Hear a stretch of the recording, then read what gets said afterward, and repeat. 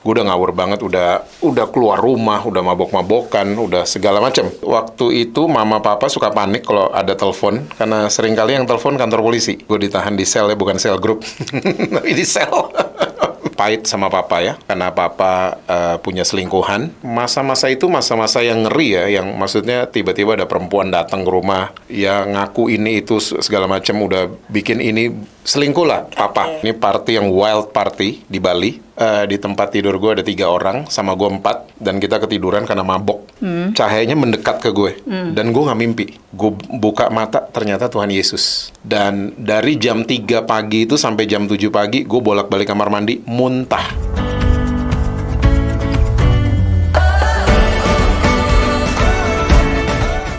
Hai, halo para pemirsa, para pendengar podcast GMCC. Hari ini ketemu dengan saya lagi. Kali ini kita akan membahas bagaimana sih latar belakang dari seorang hamba Tuhan, di mana hamba Tuhan ini sempat hancur-hancuran di masa lalunya, di masa remajanya gitu ya, tapi akhirnya bisa berjumpa dengan Tuhan.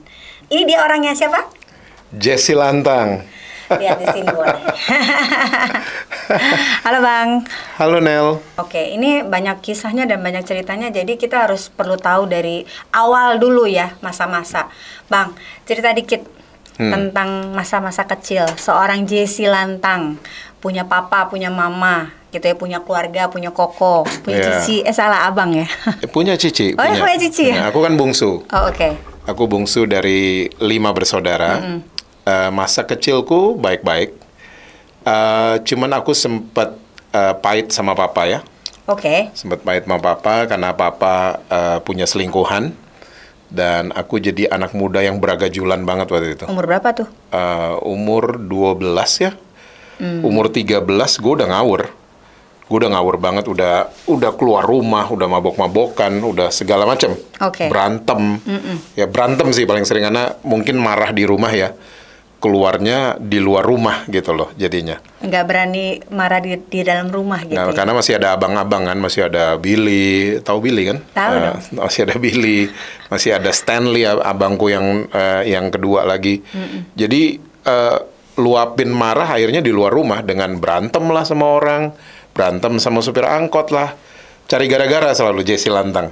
Gitu ya. Ya, tapi dan nggak pernah ini kan, nggak pernah kenapa-napa kan? Kenapa sih? Jadi waktu itu mama papa suka panik kalau ada telepon, karena sering kali yang telepon kantor polisi. Kantor polisi, gue ditahan di sel ya, bukan sel grup, tapi di sel. Okay. Ibu tolong jemput, bapak tolong jemput anaknya, ini lagi baru berantem lah, bla bla bla, kayak begitu. Serius? Serius. Terus perasaan nyokap waktu itu pas datang jemput tuh gimana? Mama itu sampai stres kan, karena punya anak bungsu kayak begini. Sampai stres. Jadi mama puji Tuhan ya, minggu depan dia 80 tahun. Oh. Tapi ya dia masih ada. Papa yang udah duluan. Oke. Tahun 2010. Mama itu kalau fokus kepalanya agak goyang, dan itu efek zaman dulu waktu lihat gua Badung.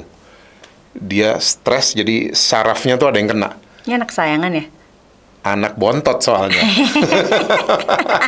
Kayak gini modelnya. Paling gede lagi di rumah kan. Oh gitu ya. Gitu. Oke, jadi selama ini lebih deket ke papa atau lebih deket ke mama? Dua-duanya deket. I admire both of them. Oh. Dua-duanya. Jadi ada pemulihan akhirnya ya sama papa ya. Ada pemulihan yang luar biasa sampai kita bisa traveling bareng. Berdua loh aku sama papa. Oke. Gitu. Dan mereka yin and yang banget. Papa sangat rileks, mama sangat disiplin. Wah. Gitu. Jadi ini dua pribadi yang membentuk karakter gue banget gitu. Oke. I can be so disciplined, ya, I can be so relax gitu loh. Dan itu papa mama banget.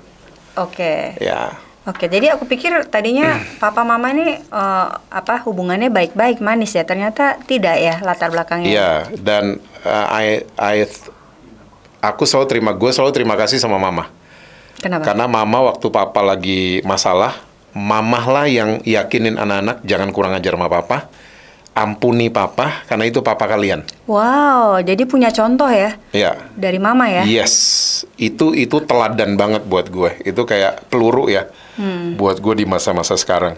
Berarti melihat waktu masa-masa papa terpuruk, papa jatuh saat itu, terus melihat juga dong waktu papa juga pulih. Yes, dan itu Ceritain semua. dikit dong. Dan itu perannya mama semuanya. Ceritain dikit dong. Iya, maksudnya Masa-masa itu? masa-masa yang ngeri ya, yang maksudnya tiba-tiba ada perempuan datang ke rumah, ya, ya ngaku ini itu segala macam, udah bikin ini selingkuh lah, papa. Oke. Jadi di situ aku lihat mama itu adalah Iron Lady banget. Wah, keren. Di situ. Dia cuman, oh ya, nanti saya habis saya kantor, saya telepon kamu ya. Oke. Itu depan mata gue. Jadi gue, wow gitu, kok cuman gini aja gitu responnya. Ternyata ya gue tahu banget dia hancur, cuman dia mau kasih lihat ke anak-anak bahwa hey, kita harus pegangan tangan justru untuk ngelawan masalah ini. Gitu. Jadi dia dudukin anak-anak, dia bilang jangan kurang ajar sama papa. Jangan pernah berantem ribut sama papa. Iya. Ampuni dia. Oke. Karena mama ampuni dia. Oh. Wih, itu apa ya? Itu peluru lah sekali lagi buat gue. Peluru banget. Oh, oke. Oke, jadi apa pergaulan yang buruk kemarin terjadi dulu gitu ya. Bandel-bandelnya gitu ya. Itu justru mungkin masa-masa suram saat melihat kejadian an angry youth, anak muda yang apa ya, marah di rumah. Jadi keluar rumah tuh ngawur-ngawur. Gue tuh bener-bener ngawur. Kalau temen-temen itu nyoba bandel mungkin 5, gue 10. Apa aja? Gitu segala macam.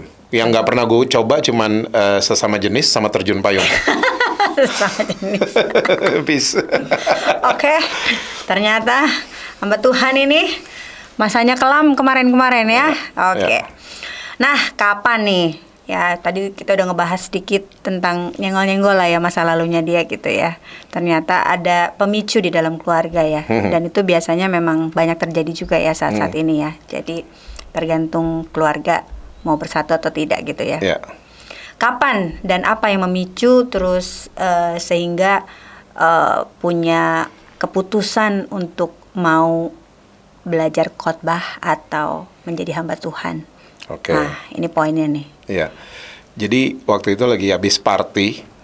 Party bukan pesta ulang tahun yang happy bukan gitu. Ini party yang wild party di Bali. Di tempat tidur gue ada 3 orang, sama gue 4. Dan kita ketiduran karena mabok berat. Dan hari itu, dini hari itu gue ngeliat kayak ada lampu kayak begini. Lampu cahaya. Cahayanya mendekat ke gue. Dan gue nggak mimpi. Gue buka mata, ternyata Tuhan Yesus. Oh. Yes, datang, dia duduk di samping tempat tidur. Dia cuma ngomong gini, kalau kamu mau lepasin semuanya, saya akan angkat kamu jadi bapak buat banyak orang. Gue nggak ngerti, cuman gitu doang dia ngomong. Gue pikir, wah, gue akan married dan punya banyak anak. Gitu. Wah, itu belum nikah ya berarti? Belum. Okay. Wah, gue akan punya banyak anak gitu. Dan waktu dia pergi, cahaya itu hilang. Gue usir nih 3 orang yang ada di tempat tidur. Gue suruh pulang. Kenapa? Just pulang gitu. Dan dari jam 3 pagi itu sampai jam 7 pagi, gue bolak-balik kamar mandi, muntah. Kesini-sini gue baru ngerti, Yeskel 36, ternyata gue lagi melalui pelepasan pribadi. Wow. Gue muak sama diri gue sendiri. Oke. Karena muntahnya muntah nggak jelas, bukan muntah keracunan segala macam, nggak jelas banget gitu loh. Ini muntah apa gitu loh. Ternyata kesini baru ngerti, karena besoknya gue ada kerjaan di Bali jam 8 pagi, gue fit. Setelah muntah 4 jam. Gitu, badan gue fit, gue sampai bingung, nih ada apa sama gue gitu loh. Dan disitulah gue memutuskan, gue harus berubah. Gue nggak bisa kayak gini terus hidupnya, gue harus berubah. Dan gue balik ke Jakarta, gue minta maaf, karena waktu itu lagi kabur dari rumah. Ya, gue minta maaf sama mama papa segala macam. Gue ya pokoknya gitulah, rekonsiliasi terjadilah. Dan singkat cerita, ada seorang hamba Tuhan dari Gebis di Solo. Sekarang ini om udah meninggal karena waktu itu udah tua banget. Ketemu sama tante gue di Batu. Tante gue mama, kakaknya nyokap. Nah, tante gue ngomong gini, Pak, undang ponakan saya, kesaksiannya bagus, dia baru tobat. Gitu. Nah, ini Pak Gembala pendengarannya udah terganggu. Oke. Gitu. Oh, baik Bu, baik Bu. Nah, for your info, gue tuh dulu agak-agak gagap, makanya senangnya berantem. Karena berantem kan cuma tinggal woi, tinggal gitu doang. Nggak perlu ngobrol, nggak perlu apa-apa gitu kan. Action aja langsung. Langsung action gitu. Jadi gue demennya berantem. Jadi waktu hamba Tuhan ini, Pak Gembala ini ketemu sama tante gue, singkat cerita dia telepon. Waktu itu cuma telepon kan. Pak Jesse, saya dari Solo mau undang Bapak. Mau undang apa? Saya mau undang Bapak khotbah. Nah, sebelum ini terjadi, 3 bulan sebelumnya gue dikasih mimpi. Gue lagi ngomong di depan banyak orang. Selama 3 bulan, 2 hari sekali mimpinya. 3 bulan. Tempatnya beda-beda. Dan di bulan ketiga itu gue nantangin Tuhan.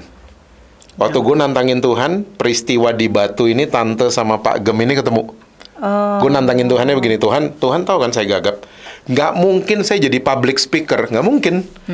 Gitu, you know gitu. Kalau emang iya, gitu, buktiin. Wih, nantangin kan. Dan kalau enggak, tolonglah kasih mimpi yang lain Tuhan gitu. Maksud mimpinya itu terus. Jadi waktu dia telepon, gue agak merinding. Ingat gue nantangin Tuhan. Gitu. Iya Pak, tapi saya nggak bisa khotbah Pak. Pendengarannya terganggu kan. Jadi gue ngomong apa, dia ngomong apa, tulalit ya, tulalit. Singkat cerita gue berangkat ke Solo. Tahun 97. Latihan khotbah di kamar hotel, 7 menit udah selesai. Itu pun gagap. Gagap. Latihan lagi 5 menit selesai. Besoknya, pagi-pagi Tuhan kayak bicara, this is my show, not your show. Gitu loh, this is my show, don't worry. Gue biasa berantem sama 5 orang, Nel, gak takut. Pagi hari itu gue lihat ada jemaat ratusan, dengkul gue lemes. Lemes gue, ketakutan. Demam panggung. Wah, bukan demam panggung lagi, udah ketakutan. Kayak pengen pulang. Pengen pulang, wah ini kayaknya salah nih. Salah. Tapi waktu mikrofonnya dikasih sama worship leadernya, gue pimpin doa, gue agak kaget, kok lancar ya doa gue. Dan waktu gue mulai khotbah, gue gak akan lupa khotbah gue pertama, Markus 6 ayat 34-44. Waktu gue mulai ngomong, segala macam, gue gak lihat catatan, 50 menit gagapnya hilang. Mulai dari hari itu sampai hari ini.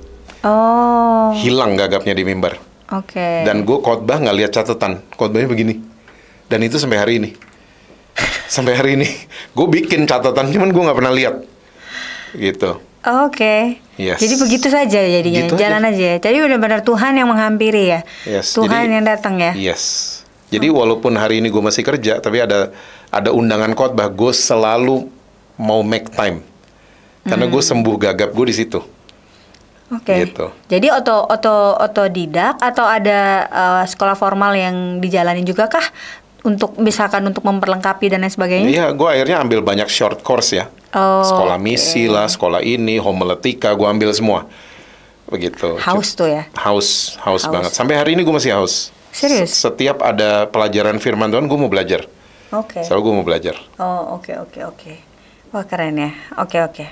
Terus akhirnya itu masa-masa itu kan berarti masa-masa pelayanan mulai. Mulai 97 gitu ya? Langsung 97. Tuh. Itu apa masih terjadi nggak? Maksudnya kenakalan? Enggak, kayak enek sendiri. Gitu ya? Tiba-tiba kayak berbalik sendiri. Nah, tahun 98 gue udah married. Married, langsung punya anak. Ya, langsung punya my daughter Angel. Dan 2001 punya pangeran. Gitu. Terus 2004 ada gelombang besar terjadi. Nah, itu yang memicu ya? Iya, perceraian. Yes. Dan gue nggak mau nyalain ibunya anak-anak karena dia have the rights, punya keputusan untuk berpisah. Tapi gue sempat fight di pengadilan. Fight untuk tidak bercerai. Terus yang terjadi? Tapi akhirnya hakim memutuskan lain, kita diceraikan, dan hak asuh dikasih ke gue. Jadi dari Angel umur 6 tahun, Pangeran umur 3 tahun, gue udah urusin mereka. Jadi gue suka dipanggil sama ibu-ibu di sekolah mereka Mr. Mom. Dan I don't regret, gue gak pernah regret, gue diizinin sama Tuhan lewatin perceraian. Gue gak pernah nyesel, gak pernah bertanya-tanya sama Tuhan, kenapa sih dilewat-lewatin gitu. Karena hari ini gue ngelihat gue jadi berkat buat banyak orang yang ngalamin perceraian yang gak berani ngomong ke gereja. Oke, tapi saat ini saat waktu pas di sidang yang waktu itu boleh ya mundur sedikit, perasaan yang paling apa ya mendukung untuk akhirnya ya sudah baik-baik saja dalam hati, karena kan sementara waktu itu kan sudah jadi hamba Tuhan. Gue mau quit waktu itu, mau berhenti Menjadi melayani. Berhenti mau khotbah, udahlah gitu, ngapain gini-ginian gitu loh. Tapi gue punya 4 teman baik yang gue anggap mereka kayak ya teman baik, dan satu yang di Belanda nih emang mentor dari gue kecil. Mereka yang bilang, Jess, jangan berhenti, kita temen lo kok gitu loh. Yang 3 ini ada di Indonesia, namanya Jonathan, Frankie, Manala, mungkin tahu nama belakangnya. Ya, mereka bertiga yang selalu ada buat gue. Mereka jadi teman. Dan mereka yang selalu bilang, termasuk yang di Belanda. Yang di Belanda namanya Om Heng. Hey Om Heng, kalau Om Heng nonton. Dia yang selalu bilang bahwa Jess, stop khotbahin keluarga aja. Khotbah yang lain. Tapi jangan pernah berhenti pelayanan. Karena kamu dikasih special gift di situ.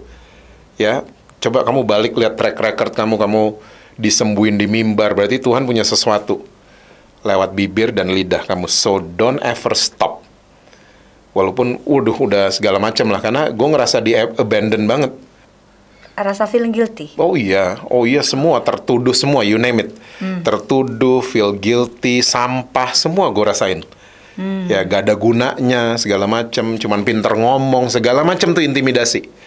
Jadi gue pikir segala macam intimidasi ini bener semua gitu loh.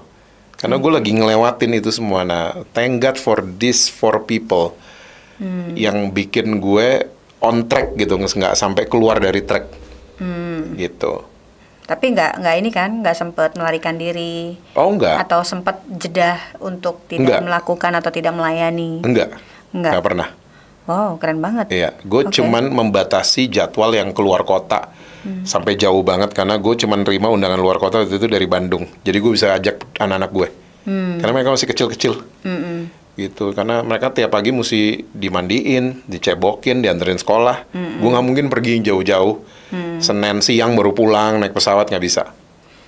Oke. Boleh tahu nggak sih, maksudnya biasanya kan perceraian itu terjadi, biasanya pasti ada hal yang memang apa ya istilahnya bukan hanya satu sisi ya, tapi dari sisi JC sebagai laki-laki, apakah memang ada hal yang maksudnya dilakukan yang memang akhirnya ya ini harus terjadi gitu? Kita salahnya di komunikasi.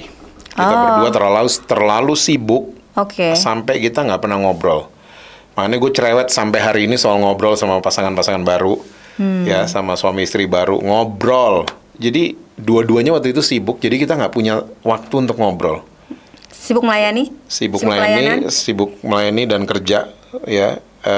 Ibunya anak-anak waktu itu juga kerja. Dan dia membangun karir juga sama. Akhirnya kita nggak pernah ngobrol. Dan itu nggak sehat banget akhirnya. Gara-gara itu. Cerita dikit tentang pengalaman atau apa sih yang dipelajari dari perceraian yang kemarin gitu ya.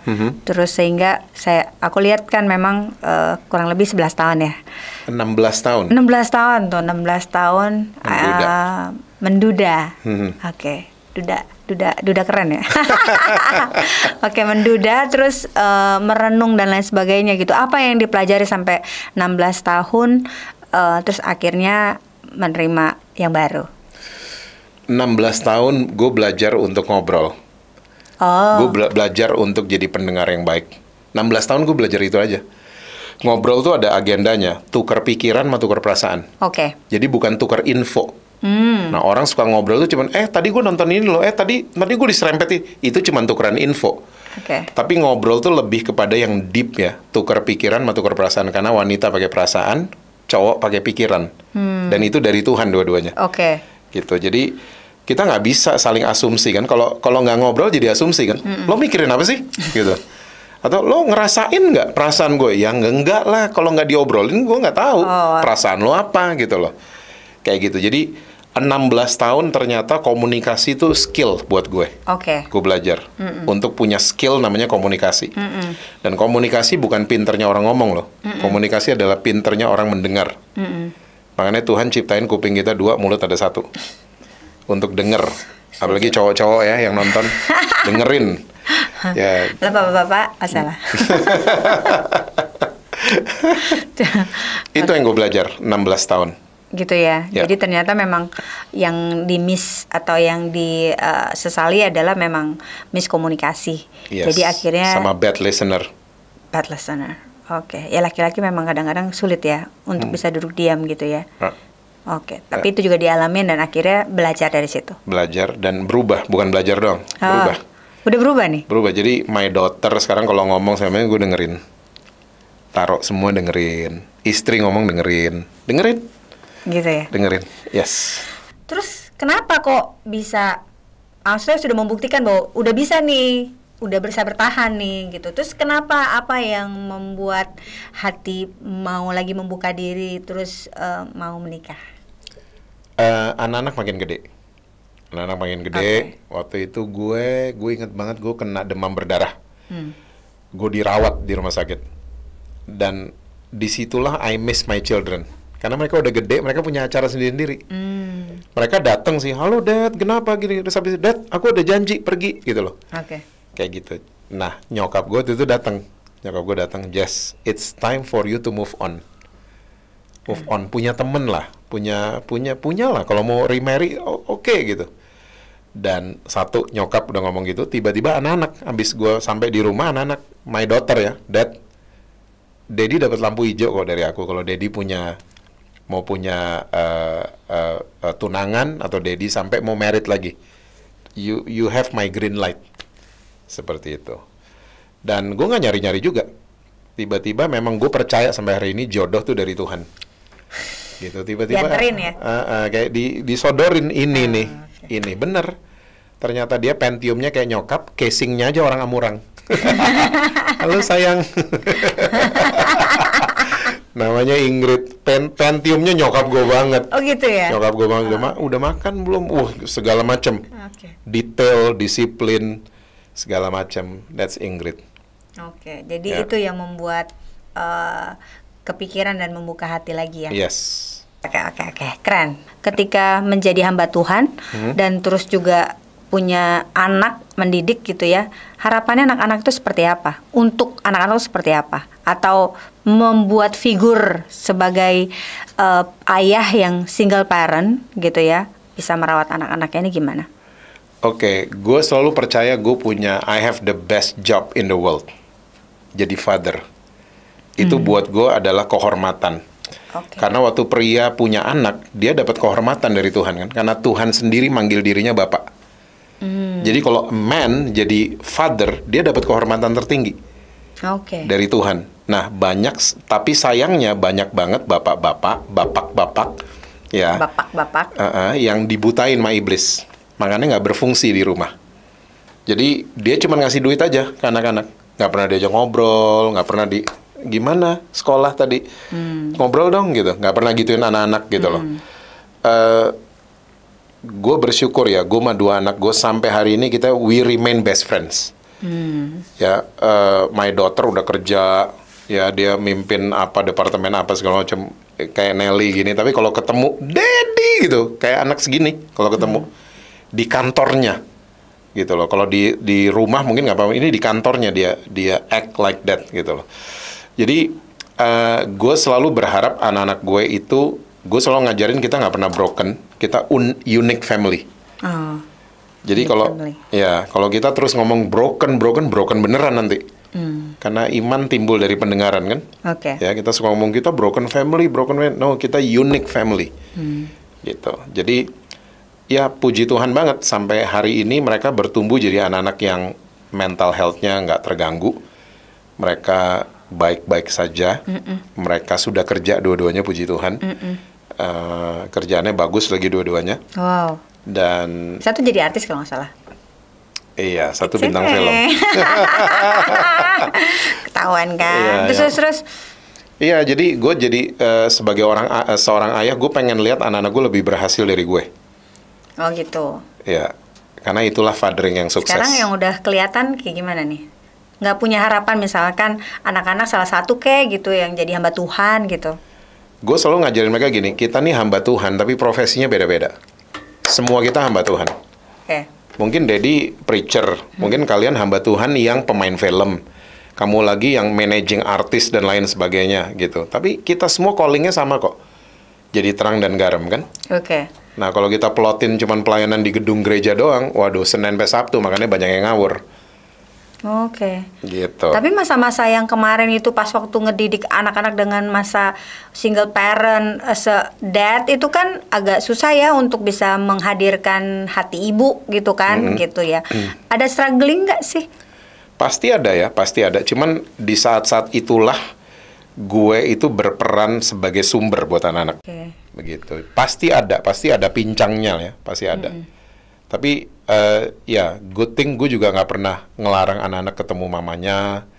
Sampai hari ini kita baik-baik. Bahkan yang paling luar biasa kita bisa pergi bertujuh hari ini. Oh. Gue, istri gue sekarang, 2 anak, Angel Pangeran, ibunya anak-anak, suaminya sama anak angkatnya mereka. Oh, oke. Bertujuh, kita dinner bareng, kita ketawa-ketawa segala macam. Oke. Ini kalau aku lihat ya dari ceritanya, kisahnya gitu ya. Padahal sebenarnya tanpa disadari seperjalanan sebenarnya papa mama itu kan ya kalau kita mau bilang ada apa ya? Ada cacatnya lah ya. Istilahnya kan gak sempurna ya pasangan suami istri gitu ya. Tapi aku lihat Bang Jesse ini maksudnya bisa survive secara hati. Dan biasanya kan laki-laki tuh melihat figur papanya gitu ya. Apakah memang apa yang dilakukan sama Jesse ini semata-mata cuman ambil dari kebaikan mama saja? Kan tadi kan mama itu tough banget, kuat gitu. Pokoknya ngejalanin apa-apa tuh pokoknya harus bisa gitu ya, kuat gitu ya.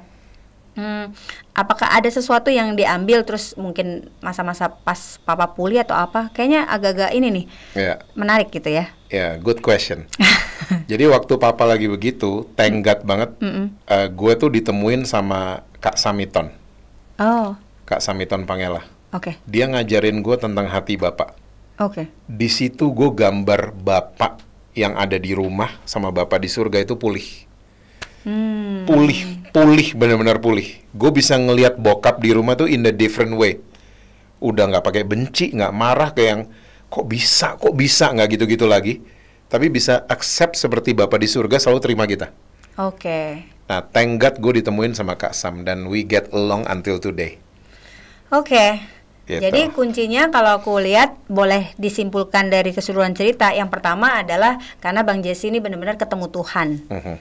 Dalam keadaan yang mungkin terpuruk, terus bahkan ya mungkin ya tidak baik lah ya istilahnya. Terus keluarga juga kemarin waktu masih masa-masa kacaunya di dalam rumah tangga, keluarga gitu ya.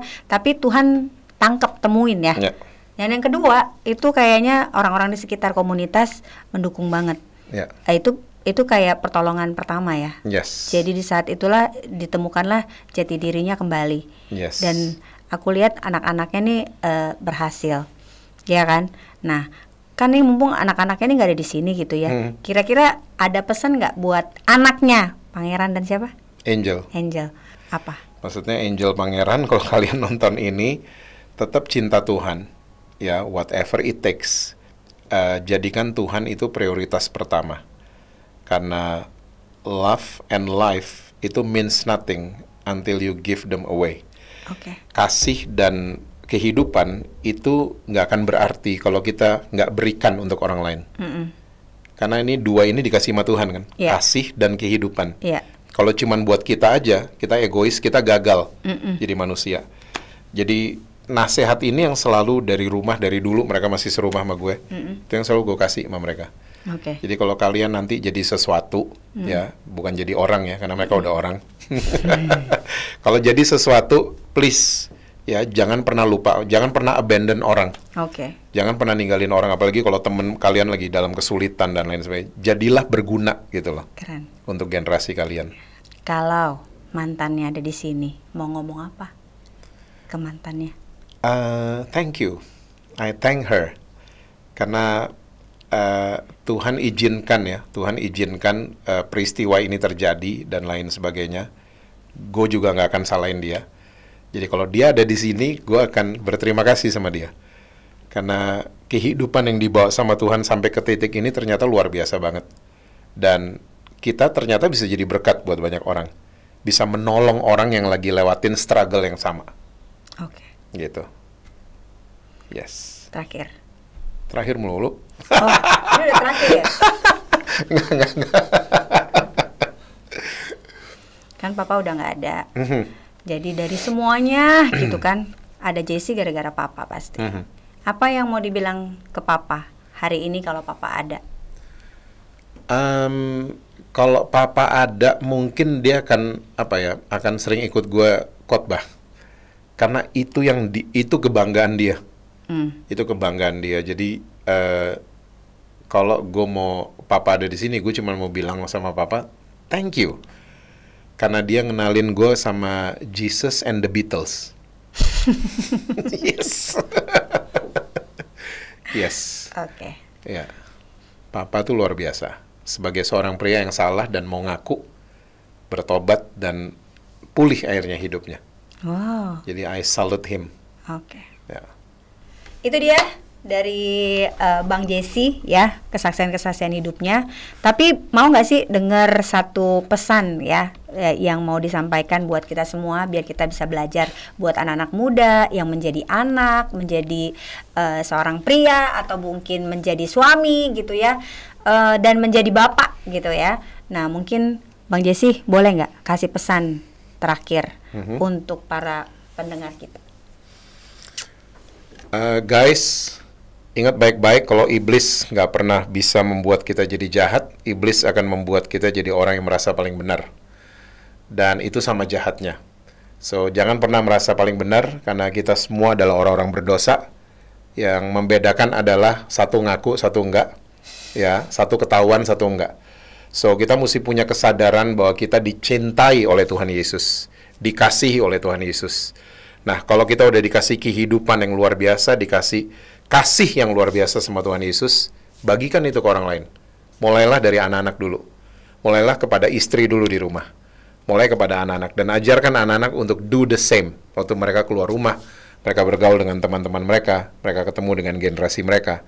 Gue percaya banget, ya, apa yang menjadi rencana Tuhan buat kehidupan kita akan terlaksana lewat kehidupan kita juga. Oke? God bless. Oke, itu dia dari Game Sisi Berdampak. Semoga Bapak Ibu semuanya yang ada di rumah boleh diberkati. Dan sampai jumpa di podcast selanjutnya. Salam Bang Jessie, dadah. Dah. Thank you.